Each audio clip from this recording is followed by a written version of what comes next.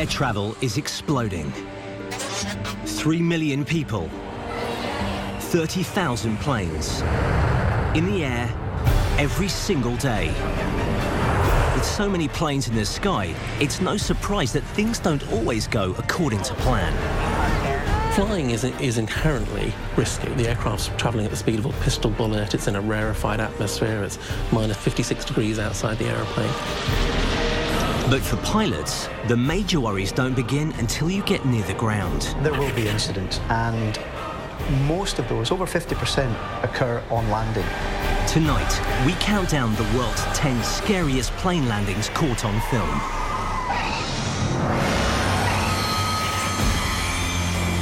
This is Los Angeles International Airport. The lives of the 146 people on board this flight from California to New York rest on this twisted piece of metal. The next few seconds determine whether the front landing gear will hold up on touchdown or snap in two and drive the nose of the plane into the runway. Local news are reporting live from the scene. A worldwide audience of millions holds its breath. Very serious situation. It all comes down these next few moments for those people who are on board this flight.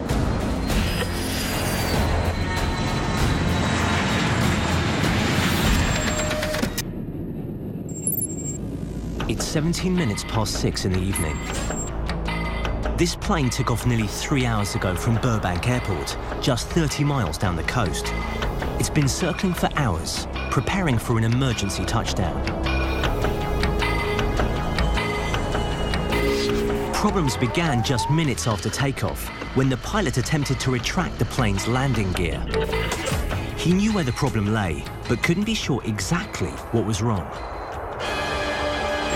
Passenger Dave Reinitz was on the flight, and he remembers the moment the pilot announced that they had a problem. So I'm sitting in there, and I'm kind of in that hazy traveler's sleep thing, and then there's some commotion about the cabin. The pilot comes on, and he says, we have an indication that there may be some problems with the landing gear. As the 140 passengers on board begin to take in what's happening, Dave Reinitz picks up his video camera and starts to film. There was some tension in the plane. You could feel people getting a little bit nervous. And then a little while later, maybe 5 minutes later, he comes on again. And he says, so we are going to do a visual inspection of the landing gear. So we're going to go down to Long Beach, and we're going to fly low and slow so that they can see the landing gear to determine whether, in fact, there's a problem. And so now it's getting a little bit nervous. Now we're detoured. We're going in a different direction. We're going to another airport to look at it. So again, it gets a little bit more nervous.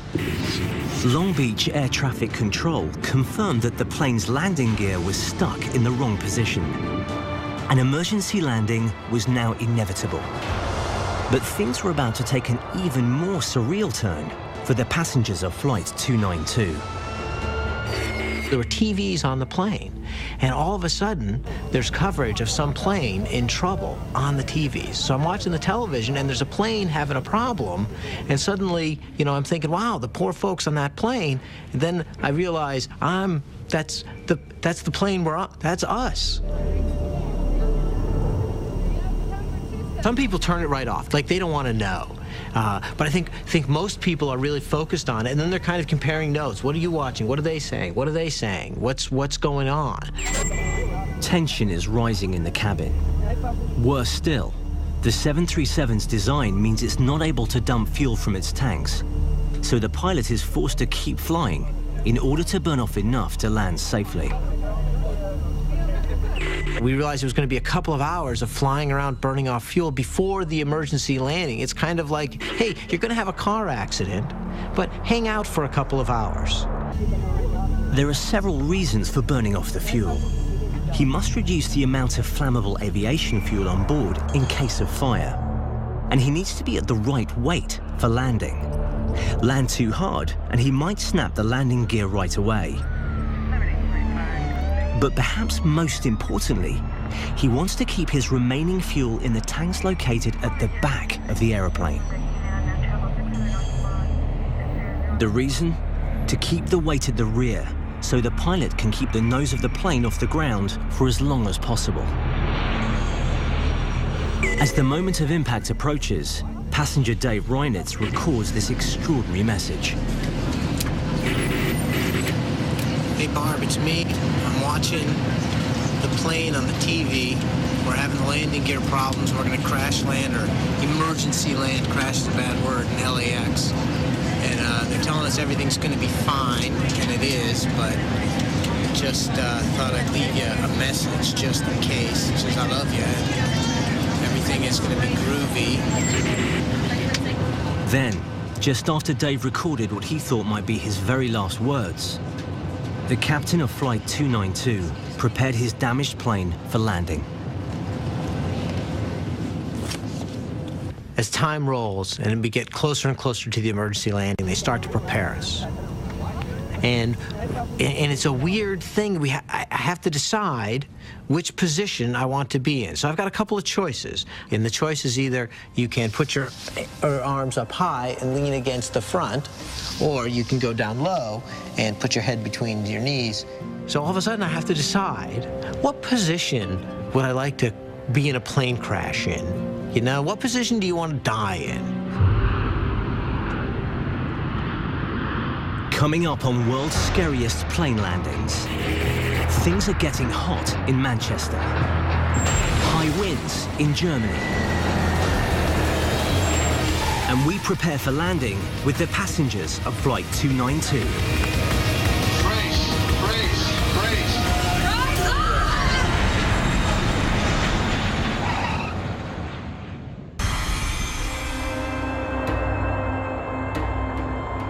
The 146 passengers and crew on board this flight are desperate to land.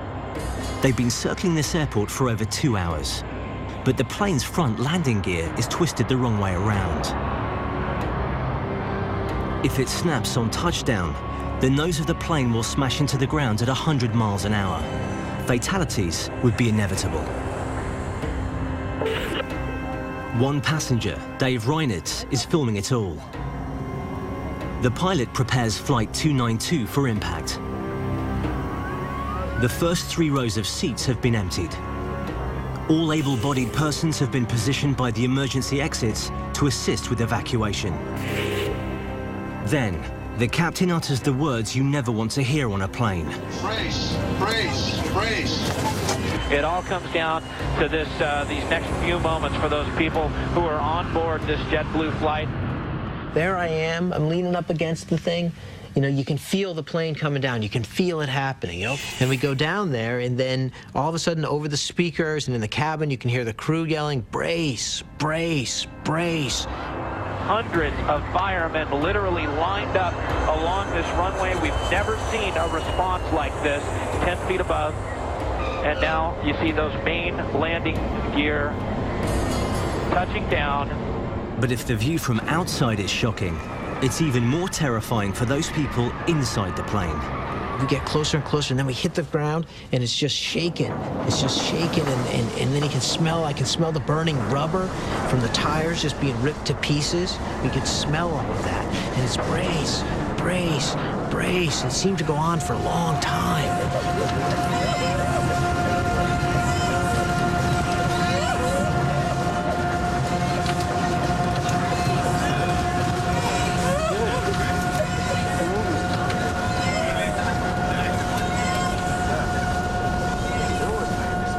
Finally, it just stopped. And then it just settles down, and we realize that we're still in one piece, and then there's this big cheer.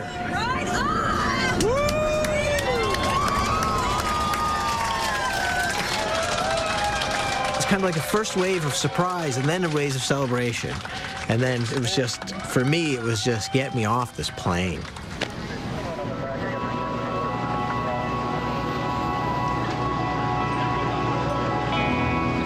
And I remember walking down the stairs and turning around and seeing the landing gear and seeing it completely sheared off halfway, like a perfect half circle. Like you couldn't have measured it and cut it any better. That was visually something I'll always remember. Incredibly, everyone on this flight walked away unharmed. There are 6 million working parts on a passenger plane. In this case, accident investigators found that a worn bolt contributed to the seizure of the plane's landing gear. But the reason for this next incident is much more fundamental. This Cessna 310 twin-engine aircraft is being ferried from the west coast of the United States to its new owner in Australia. It's being delivered by a 65-year-old professional plane courier from the UK. He took off from California and hopes to refuel in Hawaii, 2,400 miles away. Unfortunately, he only has enough fuel for 2,390 miles. That's 10 miles short. Luckily, the pilot realized that he was running out of fuel about 400 miles ago and radioed for help. This footage was filmed by the Hawaiian Coast Guard, who flew beside him in a C-130 Hercules helicopter, coaching him on how to land the tiny plane in the heavy Pacific swell. Under the circumstances, it's an amazing landing, and the sprightly OAP is out of the cockpit and in the arms of a rescue swimmer in seconds. The plane sank. The pilot escaped with minor injuries. How he explains it all to the plane's owner, we'll never know. It's 2006. This TNT cargo plane departed from Liège in Belgium en route to London's Stansted Airport. It's already had one disastrous landing today. Now it's preparing for an emergency landing here at Birmingham International. The pilots have already made the mistake that will cost them their jobs. But their biggest challenge is yet to come. They have to land a crippled plane.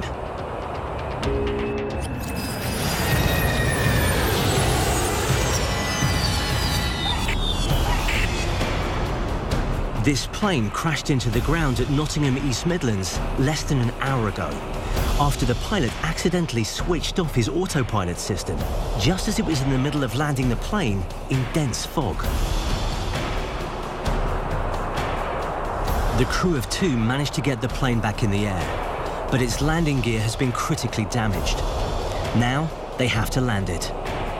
They left behind most of their undercarriage at East Midlands, while they now diverted with their broken aeroplane to Birmingham. The right-hand landing gear has been ripped from the aircraft. They are going to have to land this 56-ton plane on one set of wheels. The 2 pilots, still coming to terms with one crash landing, are about to be put through a serious test of their ability and nerve. Emergency services are standing by at Birmingham International, and it's all being filmed by a West Midlands police helicopter. Well, you see the wing rising there. That's not a disaster about to happen. That's the pilot trying to keep it on the left gear for as long as possible, so that when the right wing comes down and hits the tarmac, it won't be such a big impact, and therefore less risk of the engine being torn off. This landing has gone well, so far, but the pilots aren't out of danger yet. The engine is scraping along the tarmac, spitting red-hot sparks of metal just a few feet from their fuel tanks. If the tanks are ruptured, the results could be catastrophic. Flying from Alpha Squadron aircraft now on the ground on the runway, comes fairly safely, and the fire brigade are just about to come into attendance. Firefighters spring into action, dousing the plane with fire-retardant foam, until finally, all is safe. I would imagine that Birmingham Airport is going to be closed for a while now. They've got this aircraft now stranded on the runway with only 2 out of the 3 sets of wheels, so nothing else is going to be able to land or take off. While the 2 pilots were praised for landing the plane in such difficult circumstances, they were both fired for their role in the earlier accident.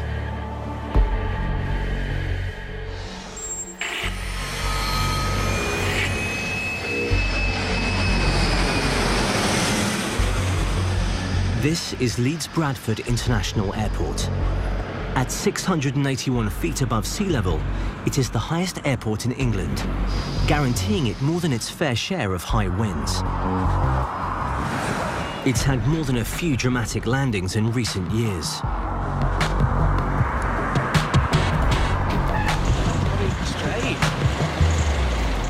But it's not just the strength of the wind that's the problem here. It's the direction the wind is blowing that really matters. And around these parts, that's not always easy to predict. The runway never seems to line up with the local wind for some reason. And because it's on a hill, it can be quite blustery and challenging. It's not the longest runway in the world, and it does have quite a slope on it on one end. It certainly focuses the attention. The problem for pilots is that Leeds only has one runway, so there is no plan B if a crosswind is blowing. You either land or go elsewhere. But of all the jaw-dropping landings that have touched down at Leeds Bradford, one stands out above all others.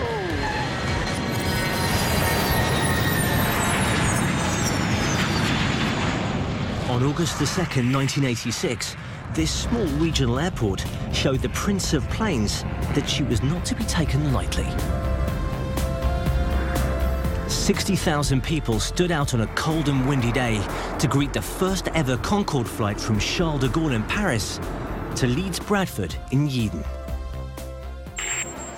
Concorde was running late. Rumours spread throughout the crowd that it had been diverted to Manchester because of crosswinds. But then with a boom, it appeared. 4887, Leeds Tower, clear to land. 30-mile-an-hour winds meant the Concorde was right up against its crosswind safety limits. The captain appears unsure whether to touch down.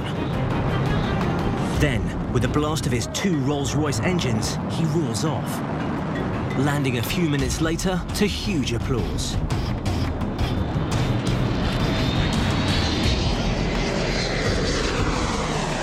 The French captain told local journalists that his first approach was all part of his grand entrance.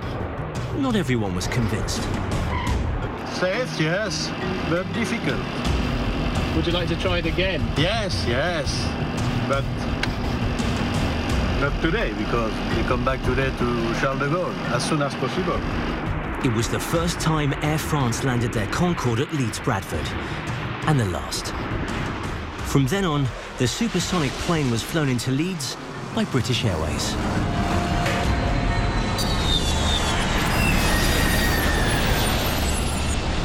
It's March the 1st, 2008. Once again, winds are the problem. Extratropical cyclone Emma is wreaking havoc throughout Central Europe. In Germany, gusts are reaching 60 miles an hour. Inside this flight from Munich to Hamburg, passengers and crew are feeling the effects of some seriously strong crosswinds. The pilot has a decision to make. Abort the landing and go elsewhere, attempt to go around and try again, or take the landing on.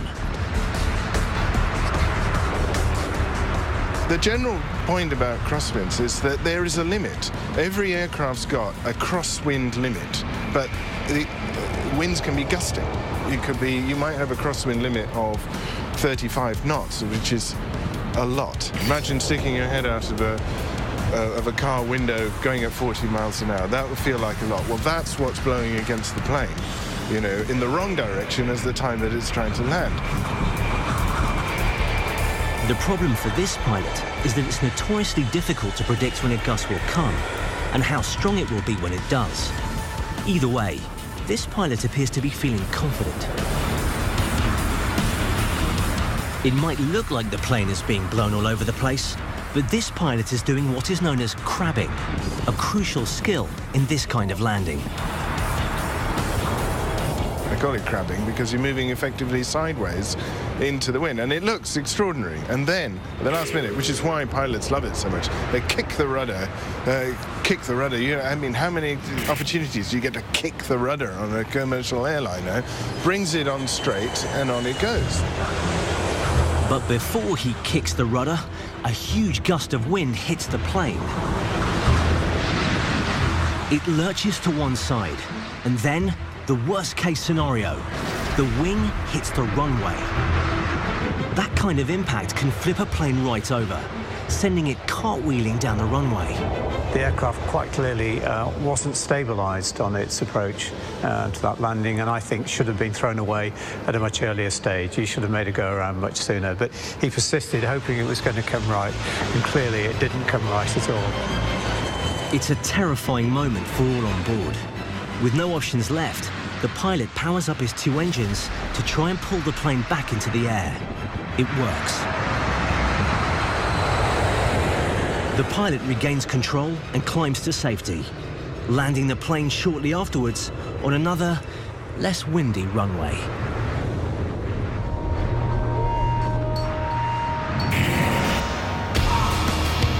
Coming up on World's Scariest Plane Landings, lightning over London. And we go inside the cabin of the most talked about landing of 2011.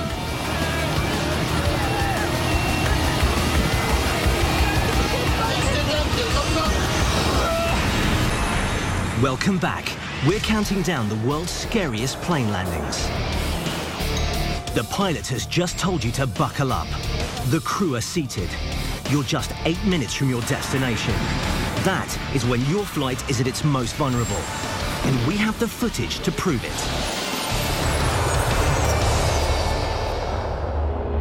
It's November 2011. Flight LO016 from New York to Warsaw is in trouble. Just after departure, the computerized crewing alert system warned of a malfunction in the central hydraulics. Result? The landing gear is stuck inside the belly of the plane. The pilot has decided not to tell his passengers that they have a problem until he has a plan. There's usually a point in any incident, particularly this one, where there's a period of time for the flight crew to diagnose the situation and potentially be able to rectify it. So there wouldn't necessarily have been a need to brief the passengers at any point during the flight until it became apparent that there was going to have to be an emergency landing. The captain decided to push on for Warsaw, working on a solution with his team. They have tried everything, but nothing has worked. A pilot is very rule-bound and rule-based and will follow all the protocols, all the standard operating procedures as far as he possibly can. But there comes a time when it doesn't matter what rules you have to break those rules in order to achieve the aim, which of course is getting the airplane safely on the ground. The crew eventually had to accept the fact that they were going to have to land the aircraft with no landing gear whatsoever. With his fuel running low, the Polish pilot informs his 220 passengers that the plane's landing gear is stuck inside the plane. But he does have a plan. He is going to try to land this 150-ton plane on its belly.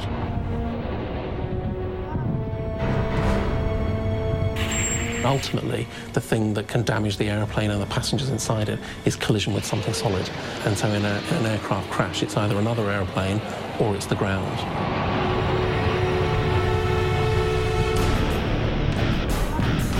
Fireproof foam has been sprayed on the runway, but as it scrapes along the tarmac surface, fires are breaking out along the bottom of the aircraft. The risk is that if an engine or a wingtip digs into soft ground, that will cartwheel the airplane, and the fuselage will break up and passengers will be injured or killed. Inside the plane, the drama is being filmed by one of the passengers. His fellow travelers desperately bracing themselves as the aircraft slides down the runway.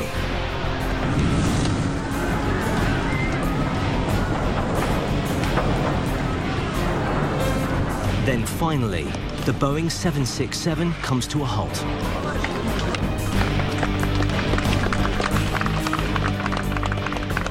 Initially, passengers applaud in relief, but then, as they notice the black smoke seeping into the cabin, there is mass panic.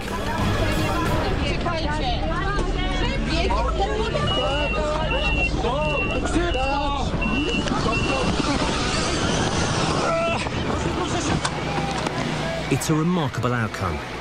Despite a critical technical failure, not one of the 231 people on board was injured. The aircraft are complex. with complex parts, and they will fail. However, when all of that does fail, you can be reassured that you still do have two human beings up the front who are well trained. Their job is to take care of themselves and take care of you. But there is one thing pilots can't control: the weather. There are over 16 million lightning storms across the world each year. With so much lightning, it's not surprising that on average, every passenger plane in Britain gets hit at least once a year.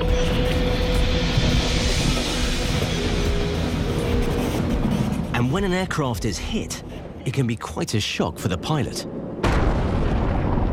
The first time I encountered a lightning strike was as a very young first officer, and I was frightened. I was convinced the airplane was broken. This Airbus A380 is in its final descent into Heathrow Airport. There are 500 people on board. It's a miserable night. Suddenly, several 100 million volts of electricity blast straight into the roof of the cockpit. What happens next is truly shocking. Absolutely nothing. The plane carries on as normal, and it lands moments later with no ill effects. When they're struck by lightning, the conductivity is around the outside of the aircraft. It goes to the other end of the aircraft and leaves the aircraft, and there is just not a problem. So it can make a bit of a noise and a big flash. Sometimes the flash is quite blinding, but you know that it's not actually going to affect the aircraft. But it can affect the passengers because, of course, they will hear it and see it. But you just need to explain to them that there's no problem and the aircraft's fine. If our last clip was all down to Mother Nature, then this next one is 100% man-made.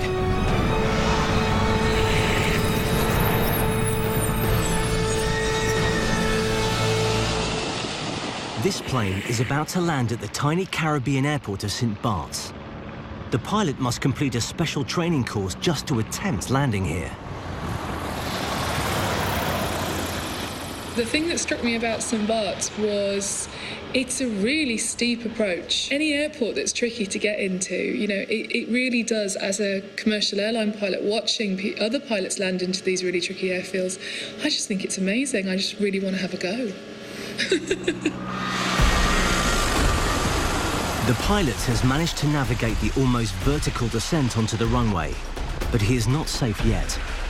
St. Bart's has a notoriously short landing, and suddenly the beach is getting closer. And closer. Dude, that guy's got to stop. Whoa! Crap.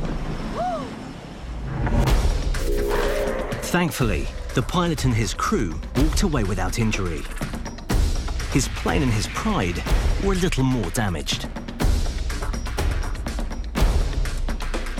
But this isn't the only unique landing in this part of the Caribbean.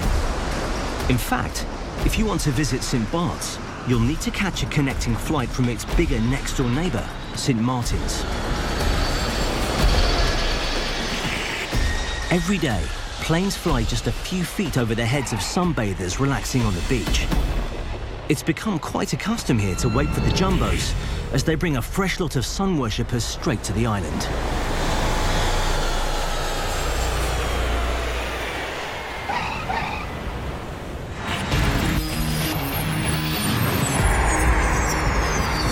This is Manchester International, and while this landing appears much more straightforward than the one we have just seen in St. Martin's, it isn't. On the flight deck, the pilot is dealing with a major incident. Just moments ago, he had to shut down one of his two engines, turning a routine flight into a full-scale emergency landing. The cause? A bird.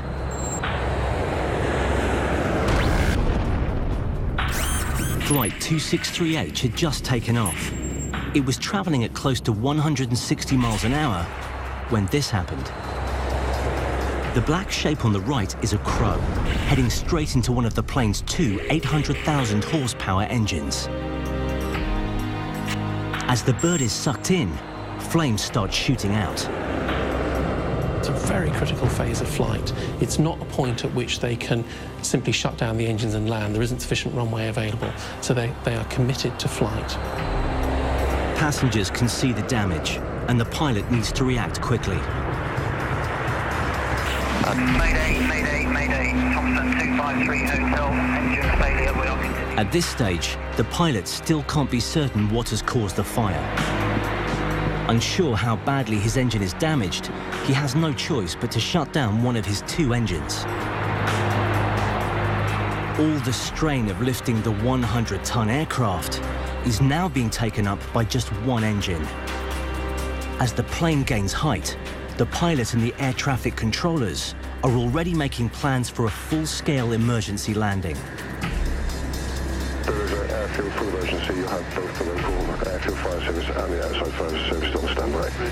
Understood, 263 Hotel. But the damaged plane is not the only problem. Debris from the impact of the bird strike has forced Manchester Airport to close down one of their 2 runways. Thompson 263 Hotel, runway 6 left is closed at Manchester due to debris on the runway from your engine. Okay, it looks like it may have been a bird strike. There's bird debris on the runway as well. I concur with what we saw out the window and the reaction we had from the engine. Thompson 263 Hotel, roger. The captain and his crew are now drawing on hundreds of hours spent in aircraft simulators, preparing for a situation just like this one. If you're challenged by something that goes wrong, you want to make sure that you get the aircraft on the ground safely. And the fact that you're carrying the 300 people to safety is part of it, of course it is. But you have to focus exactly on the task that you've got at the time. So whatever challenge it is, you make sure you achieve that. The captain of Flight 263H still has to get his plane and his 221 passengers down safely. On the ground, fire crews are standing by, because a fully loaded 757 can carry up to 45,000 litres of highly flammable aviation fuel. The big risk with any emergency landing is always going to be the risk of fire. That's probably the biggest concern that anybody has in aviation, because once a fire breaches the aircraft cabin, there are typically no more than about 2 minutes before conditions in the cabin become non-survivable. But fire isn't the only problem facing this flight. With just one engine, the plane can pull to one side, running the risk that it could literally turn the plane over. It might look like a straightforward landing, but this takes hundreds of hours of training. The crew on that plane were very experienced, very well trained. At no time did the crew get agitated or excited. They operated calmly, professionally, as did air traffic control. The pilot of this plane executed a perfect one-engine landing. But what happens if both engines are struck down? Coming up on the world's scariest plane landings, it's time to meet the man who makes miracles happen. I think he said he was going in the Hudson. Flight 1549 was routine and unremarkable for the first 100 seconds. And then it instantly became an ultimate challenge of a lifetime for all of us.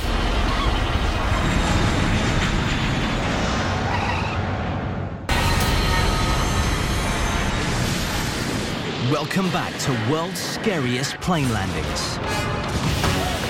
We've seen 9 of the most extraordinary plane landings ever caught on camera. But there is one landing that stands above all others. This event is just a complete one-off. It's just so extraordinarily unusual that it's hard to imagine it being repeated. This is the Hudson River in New York City. In 208 seconds, security cameras will record an event so remarkable it will become known all over the globe as the miracle on the Hudson.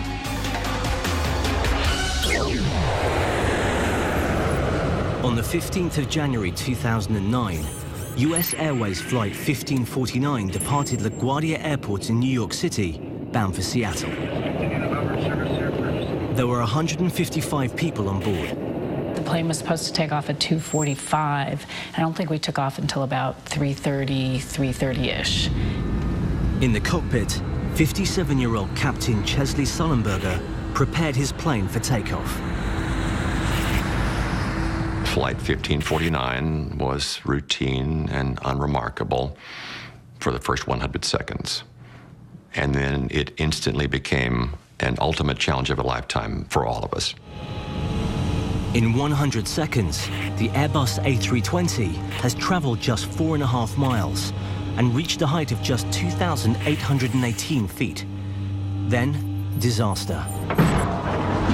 A massive flock of geese flies straight into the path of Flight 1549.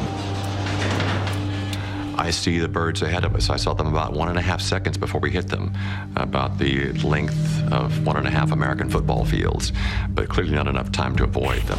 And then I feel the thumps and thuds as we strike this large flock of birds from side to side across the leading edges of both wings onto the nose of the airplane just below the level of the cockpit windows and into both engines.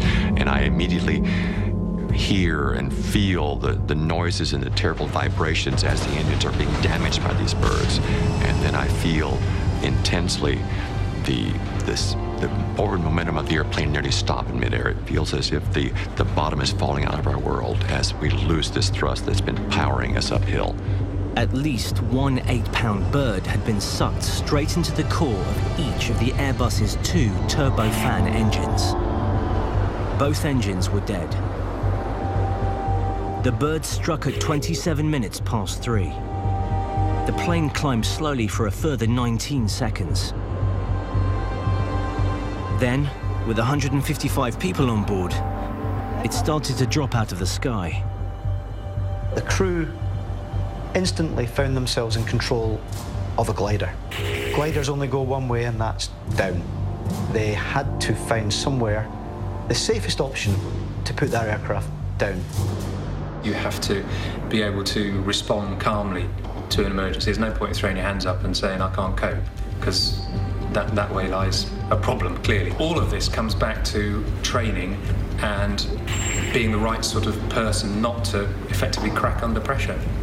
Oh, the bird strike was shocking. I mean, after almost 30 years of routine flying in the airlines, where we worked very hard never to be surprised by anything, this was instantly completely different. And I knew it as it was happening. I knew this was a life-changing event for everyone on the airplane and their families. Captain Sullenberger was now fighting for the lives of everybody on board. Every decision from this moment on was time critical. Less than 30 seconds after the bird strike, using the codename Cactus, Sully made contact with air traffic controllers at LaGuardia Airport. This is Cactus 1539. Hit birds. We've lost thrust on both engines. Returning back towards LaGuardia.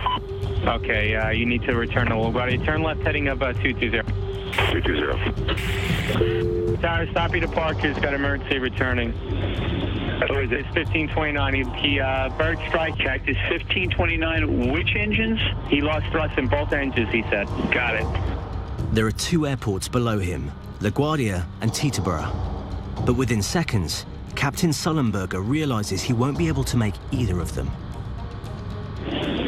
Cactus 1529. We can get it for you. Do you want to try to land 1013?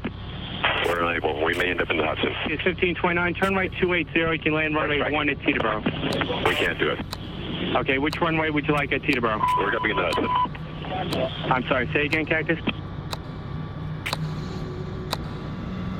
210-4718. I think he said he was going in the Hudson. It's the last time air traffic control speaks to Flight 1549. They know they can do no more. Captain Sullenberger is gone. What should the good pilot be doing at this point? He should stop talking to air traffic control. They're just distracting them. He does that. He hits all the right buttons. He's doing his job really well. He's a seasoned professional. And it's almost like, you know, his whole career is leading up to this. There were only 2 runways anywhere near us that we might conceivably even be able to attempt to reach. And I had to judge whether or not I would have the time and altitude. And I decided I just wasn't sure I could make it. I didn't think I could. So the only place left in the entire metropolitan area, one of the most densely populated areas on the planet, that was even possible to attempt a landing on, that was wide enough, smooth enough, long enough for an airliner to try to land on, was the river. There was nowhere else to go. Then, Flight 1549 began to appear on the various security cameras dotted along the Hudson River in New York City.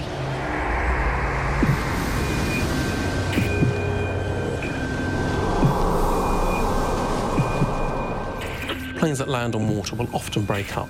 So the thing that we're going through his mind is that if a wingtip digs into the water, or if one of the engine pods digs into the water, then that can cartwheel the aeroplane, and the aeroplane won't survive that. It'll break up, and that will kill a lot of the passengers.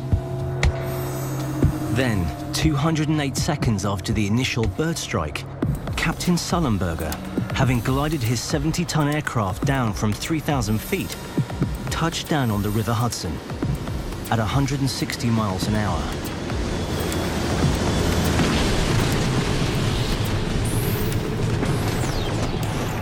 I knew it would be a hard landing. I didn't know how hard. And so that's why I chose in my one announcement to the captain to use the word impact. My priority at that point, when I said this is the captain, brace for impact before the landing, was to prevent passenger injury during the landing itself. And I knew if I did that, then the people would be able to evacuate and be rescued. But there was another problem. The Hudson River in January is barely above freezing. If rescue services didn't act quickly, the remarkable landing would be in vain. Passenger Mary Ann Bruce remembers the scene. The back of the plane has water running in, cold water, freezing water. Again, I'm in 5D, so I'm going forward. Because we're at an incline, I'm going forward. I'm not experiencing any water, and I'm going to sit on the raft. So it's only when I get on the raft that I get some water, because water's splashing from the river, and we're trying to grab people to put them in the raft to safety. I found out from people in the back of the plane that there was tons of water gushing in, and before they could even attempt to get to safety, cold, freezing water, in a lot of cases, was up to their neck. The first ferry arrived alongside us about 3 minutes, 55 seconds after we stopped. And by the time I left the airplane, there were ferries around us, and the rescue was well underway.